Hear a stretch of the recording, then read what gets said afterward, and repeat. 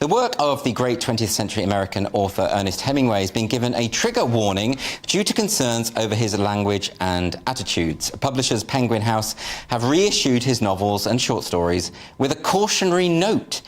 For example, his famous debut novel, The Sun Also Rises, has a disclaimer now which says publishers will not censor the book, but nor do they endorse the content.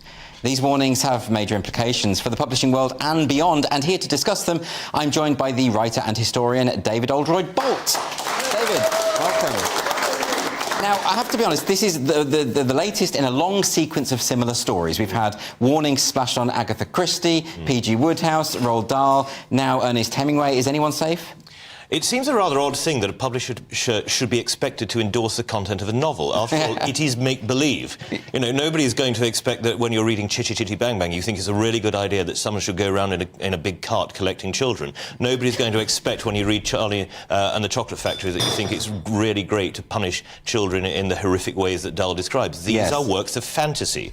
Yeah, I mean, you say that as though... they should know this, working in the publishing industry. What do they make of Stephen King? I mean, do they endorse Killer Clowns? I mean, do they have to... run and hide in a cupboard by any means. I think it's a really odd concept too that when you take something like The Sun Also Rises, which is written in 1926, is set just after the First World War and is about Hemingway and his friends, but is very clearly set within a fictional realm, that there should be a need at a century's remove to remind people that this was written a century ago. Yes. I mean, all they have to do is look at the front and see that it was written a long time ago. I think... And people thought differently in the past. There's this bizarre idea that everything should be rewritten to make it relevant to the current day. And to me, that strips away all of the joy of reading fiction. Yes. When you read, say, Clarissa from the 18th century, or you read the works of Trollope from the 19th century, or you read the works of P.G. Wodehouse, we mentioned, from the early 20th century, you do so in part because you want to know what it was to live in a different age. Yes. Even if, in the case of Wodehouse, these are highly fanciful ideas about a very narrow selection of that age.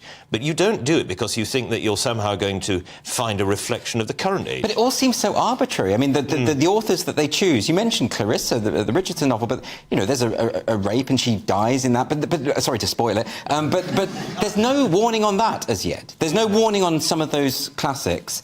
But what I'm saying is that will that now become the norm, do you think? Well, I think if the publishing staff, who it does seem from... We've had analogous cases, for instance, with Nigel Biggar's book on colonialism, where the original publisher, Bloomsbury, the staff went mad about it, and so it had to be published by someone else. It seems that it's a publishing staff driving it, rather than necessarily the executives. So if they start to extend this weird fear and also control, I don't see why it shouldn't apply to the entire canon. But it seems to me a very strange thing to enter an industry which is primarily about telling stories and then to try to control the way in which those stories have already been told. You know, we're not talking about contemporary works of fiction. That's a rather different discussion, and I think one that's good for a future programme, Andrew. Yes. We're talking about things that have been published for, in some cases, centuries. So what do they expect to achieve by this? Am I being mean by maybe suggesting that maybe the people making these decisions don't read very much?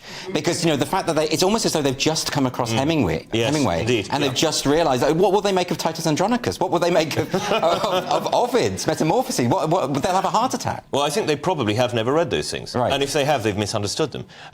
It's an extraordinarily odd thing. We think it's 60 years, 61 years, in fact, since the trial of D.H. Lawrence's book, Lady Chatterley's Lover, which was only published, despite being written in 1928, it was only published in an unexpurgated form in 1960. Yes. There was a trial. It was prosecuted on... The publisher was prosecuted under the Obscenity Act of 1959, and then, the judge...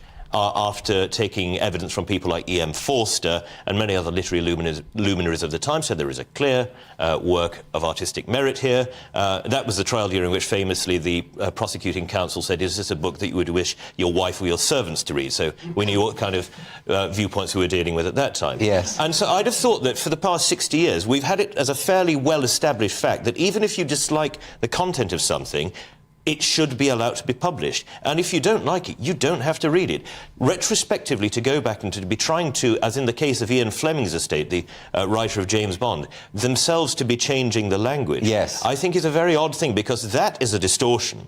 If you think it's really necessary, if you think your readers are so stupid that they can't understand that books published a long time ago express different points of view in different languages, if you really think it's necessary, then fine, put a little warning on it. But to start rewriting as some authors' estates are doing, I think is a really quite dangerous trend. I mean, it's interesting, the rewriting thing. I mean, there was a backlash when they were starting to rewriting P.G. Wodehouse. Yes. The very idea that these sort of 20-year-old activists pretending to be publishers can write better than Wodehouse is hilarious to begin with. But then there's a difference between that and maybe putting a warning on. But even the warning troubles me. Yeah. Because the implication behind it is that these books are sort of potentially dangerous. Yes. And that they have to kind of paternalistically look after the public. That's their job. It's not their job. Well, that in itself is, I think, a rather old-fashioned idea, and it's curious that they should be existing together. Now, I wonder if they would, for instance, support the reinstatement of the role of the Lord Chamberlain, who between 1737 and 1968 had the power to censor any play on the British stage for content in case it somehow offended someone or was obscene or was blasphemous. I mean, it does seem that we are moving backwards in our ability to appreciate a variety of artistic expression. It seems that we're moving towards, again, a time when people can control the thoughts of others because they think it's good for them.